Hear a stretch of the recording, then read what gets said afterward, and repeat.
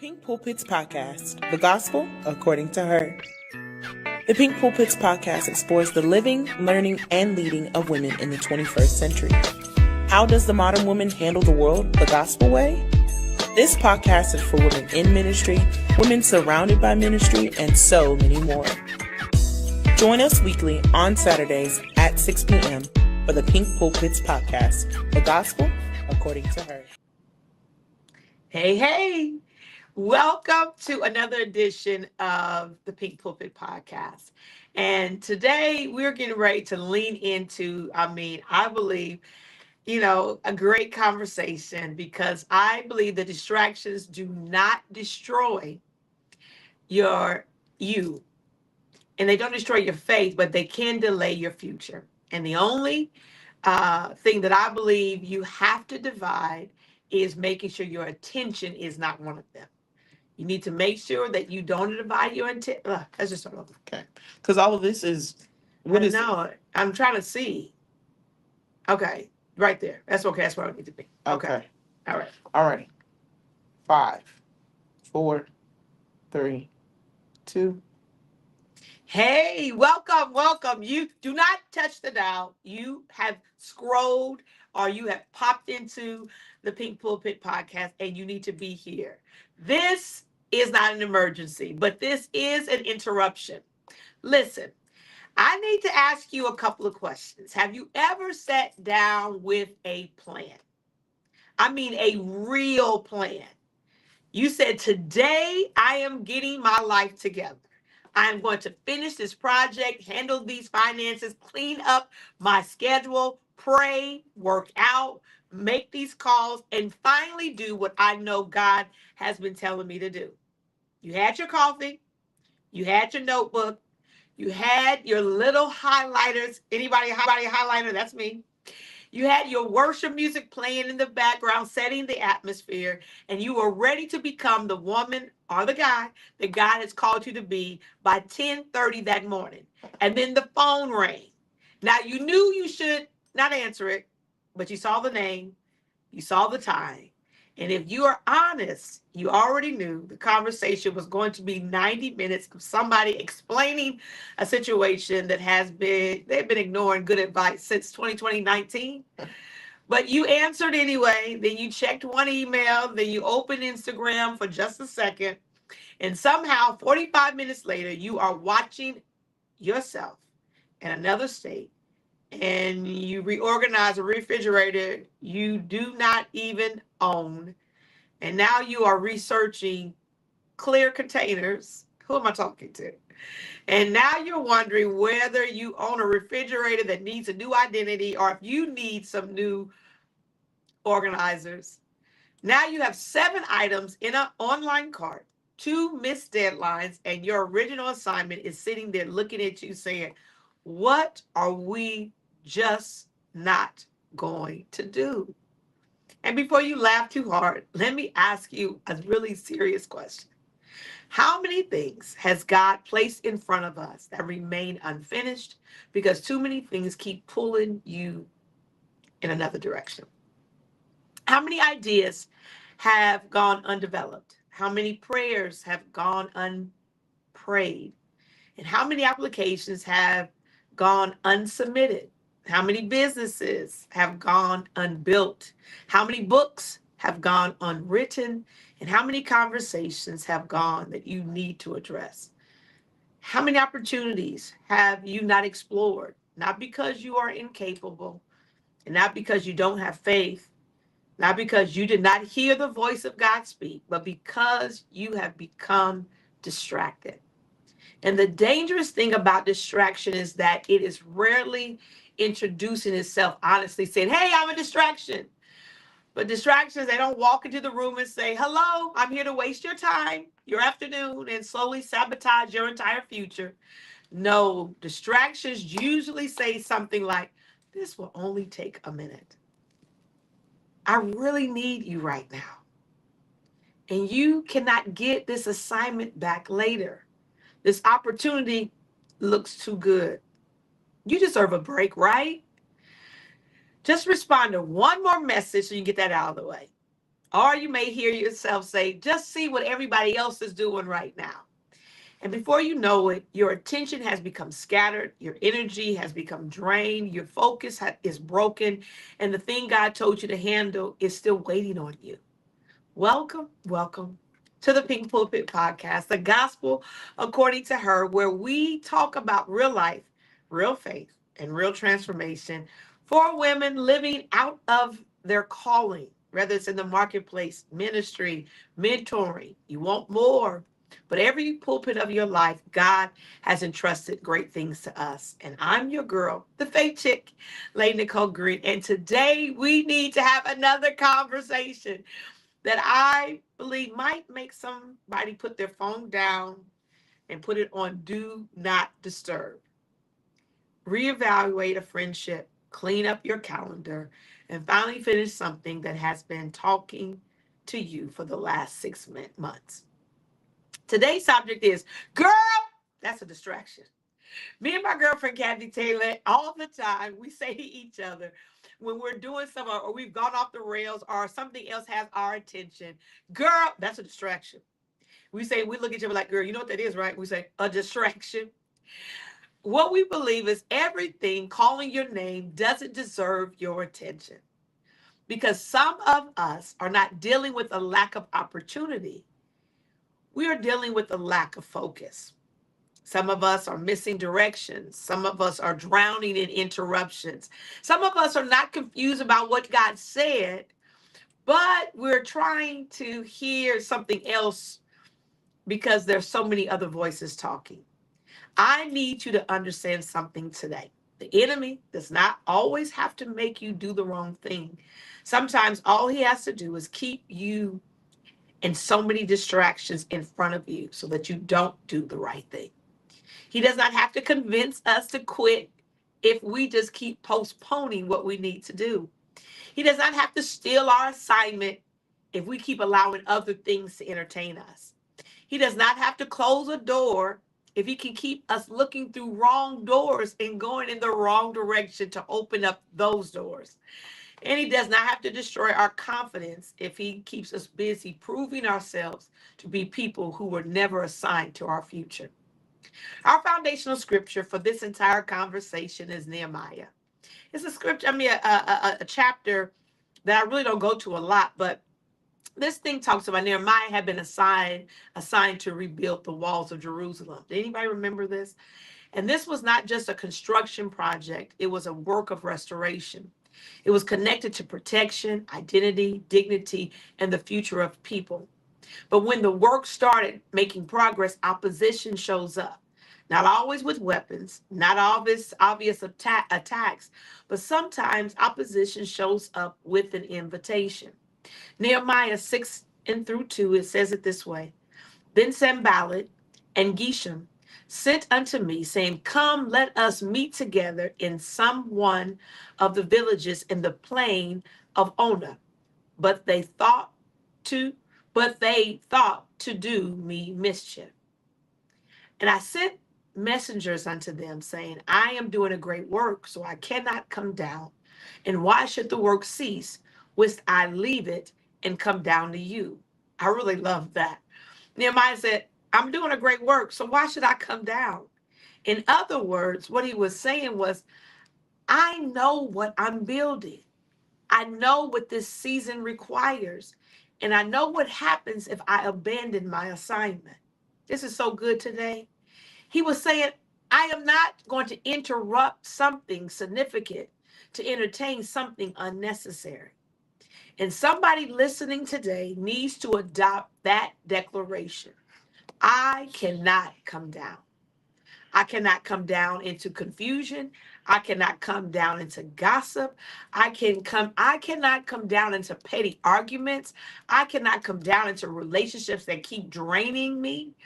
I cannot come down into distractions disguised as opportunities.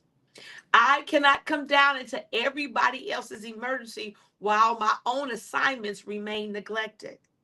I cannot come down. And did you notice where they wanted him to meet?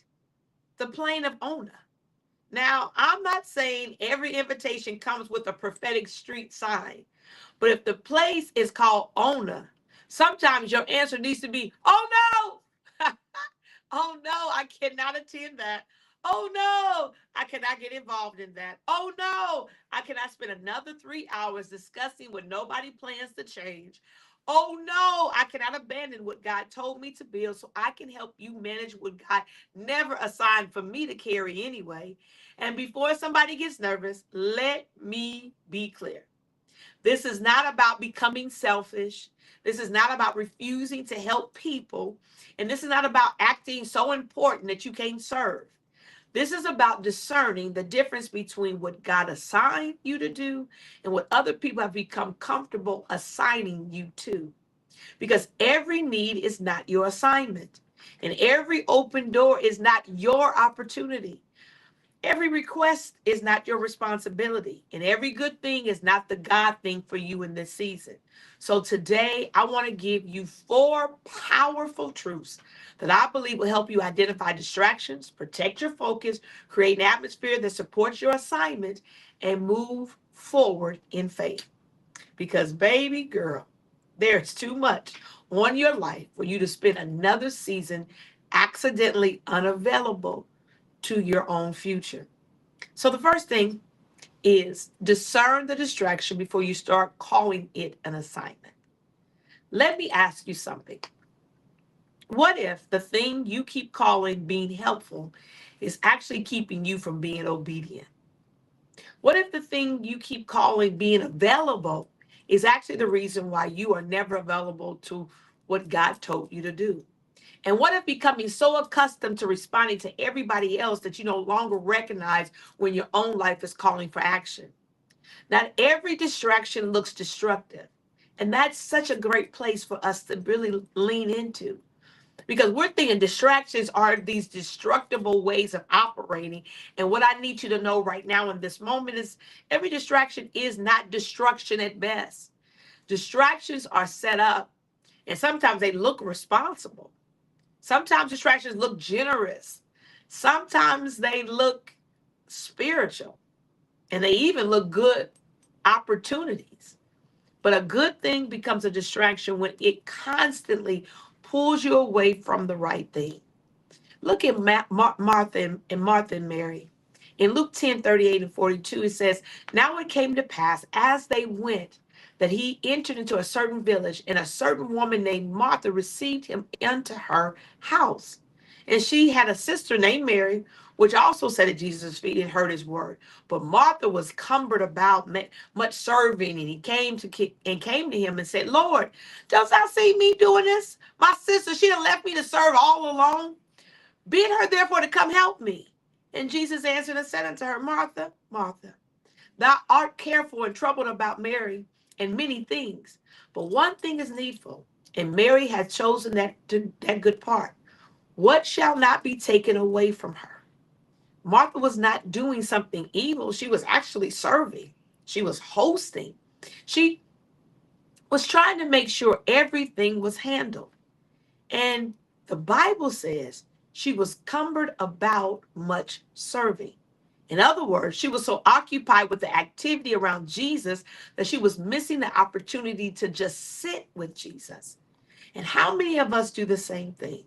We're working for God, but not listening to God. We are helping everybody else, but neglecting the instructions that he gave us.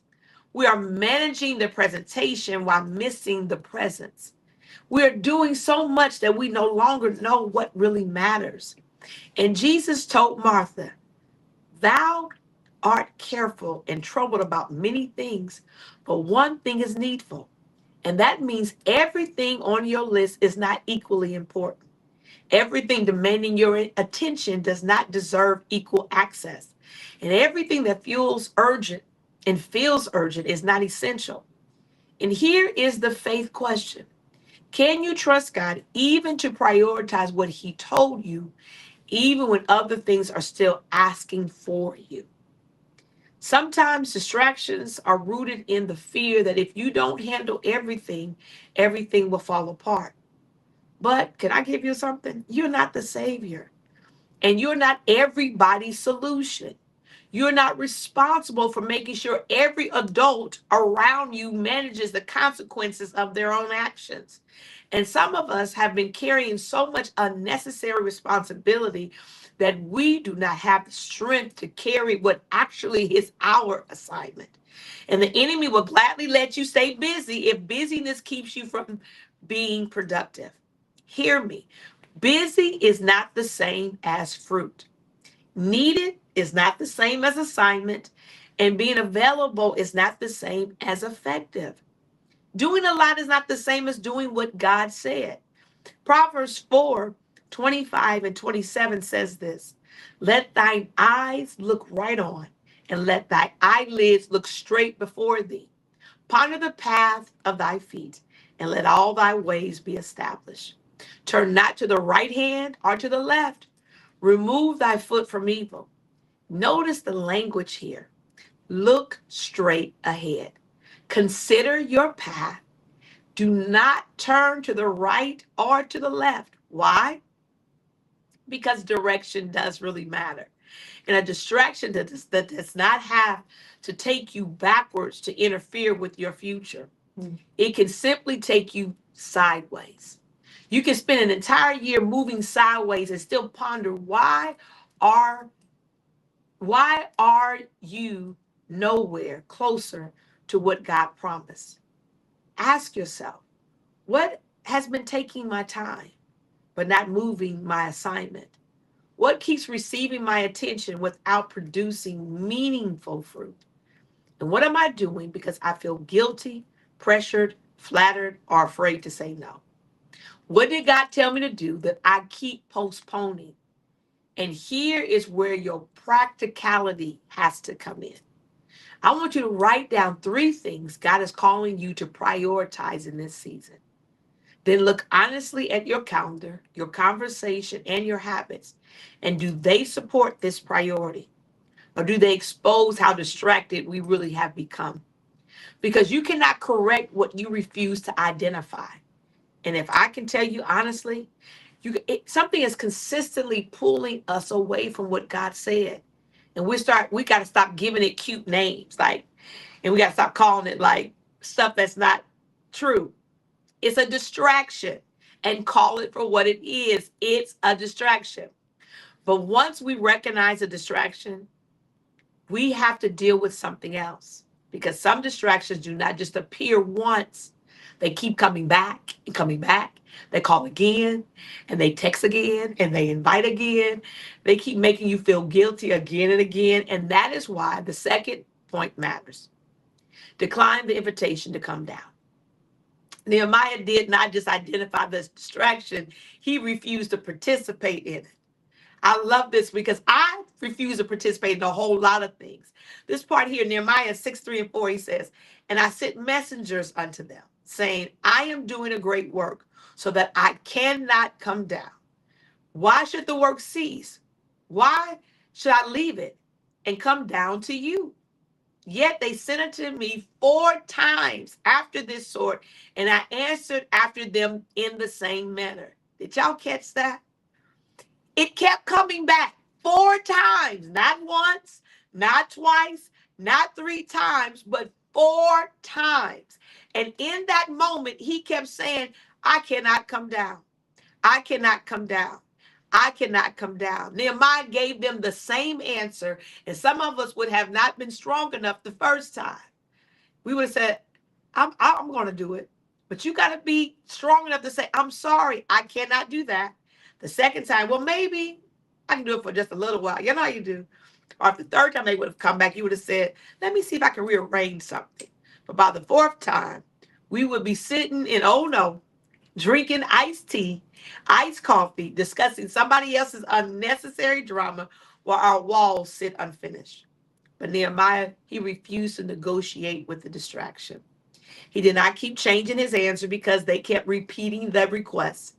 He understood something.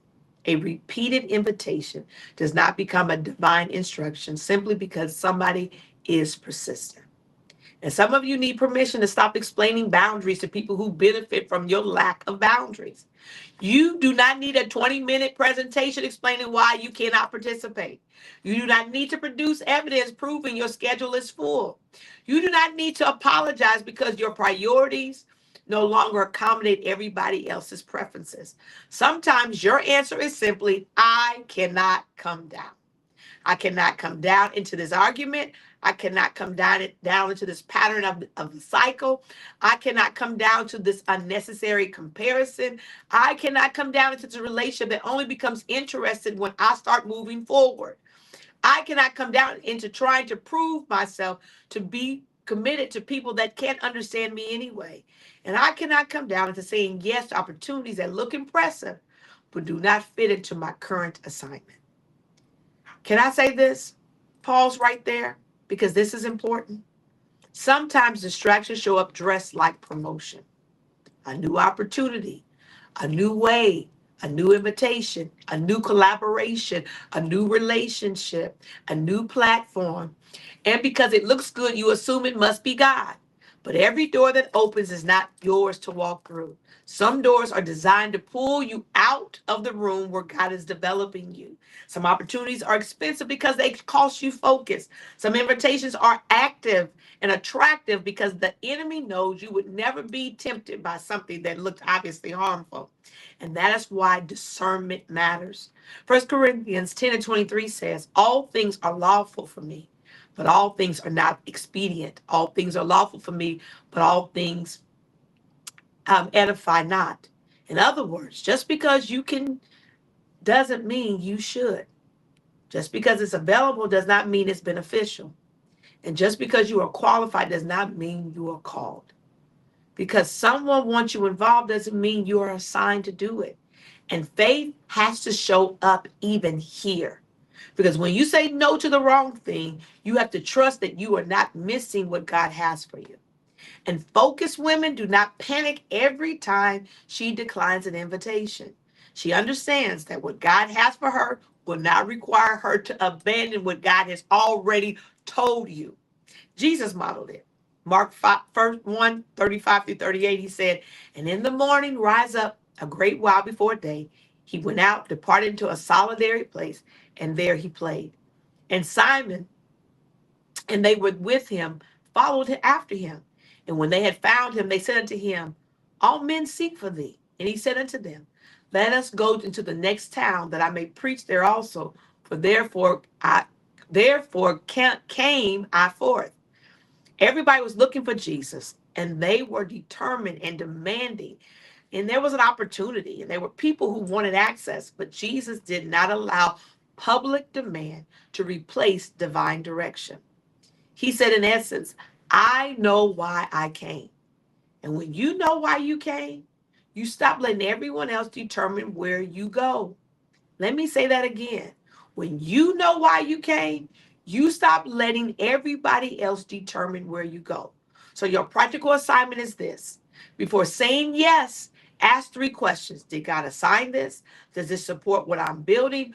What will I have to neglect in order to accommodate it? Because every yes costs something. And if you say yes to the distraction, you may be saying no to progress. And if you say yes to unnecessary drama, you may be saying no to your peace. Can I say something? I need us to stay in this moment and understand that you may even be distracted from what we're talking about right now. And I'm going to pause and I'm going to come back next week because I want you to stay focused. I believe God has this word for you today because he wants to make sure that you don't get distracted.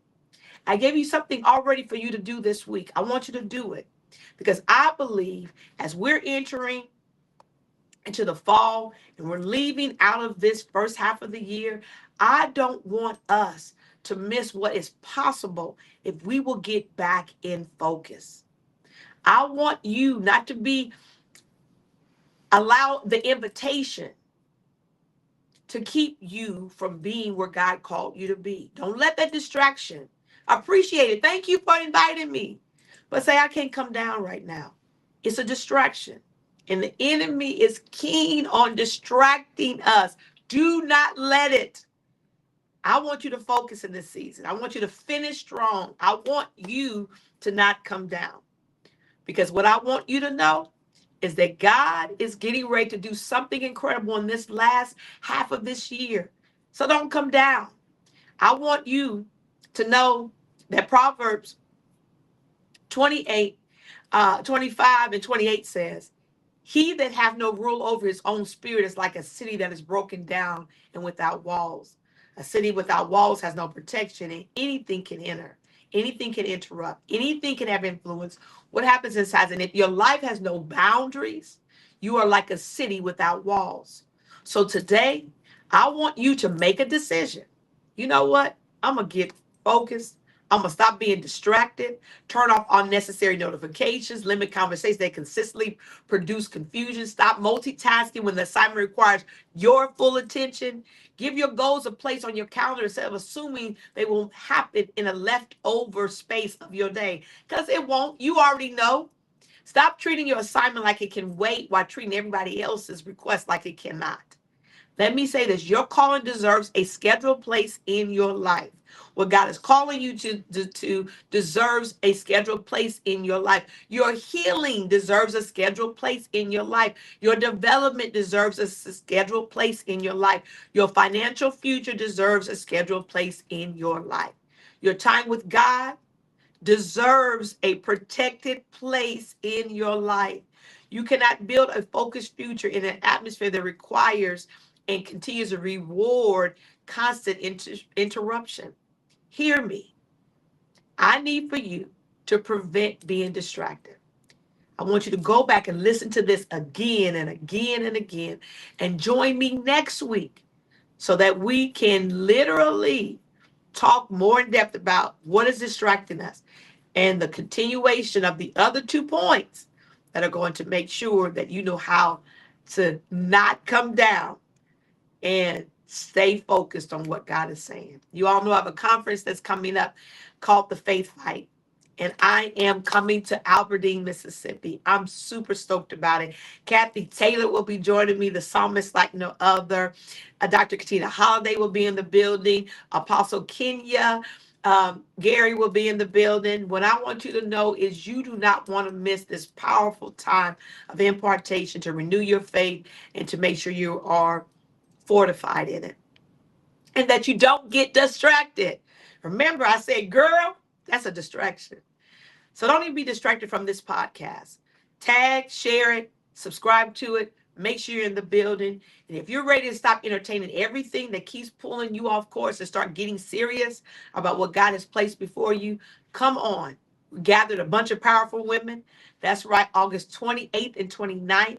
Join me because all roads lead to Aberdeen. Go to nomoresillywomen.org. Purchase your assigned seat today. And I'm telling you, this is not the weekend to stay home talking about what you need. This is the weekend to get in an atmosphere that strengthens your faith. Get your sister, get your friend, get your cousin, get your church group, get the woman who keeps saying, I know God has for more for me. This is going to be an environment to tell a girl, pack your bags. We are going to Mississippi because some shifts happen when you finally remove yourself from the noise and put yourself in a room where faith is being stirred, truth is being preached, and women are being reminded that God is not finished. Albertine, Mississippi, August 28th, 29th. Make the decision, make the arrangement, get in the room, be in the building. Your future needs your full attention. So now before I leave, hear me. Don't be distracted. Join me next week as we finish this conversation. And just know, life is a gift. Make the best of yours. I will see you next week. And girl, that's a distraction. Don't be distracted this week. Listen to this podcast over and over again. And let's fortify our walls. And let's not allow the walls to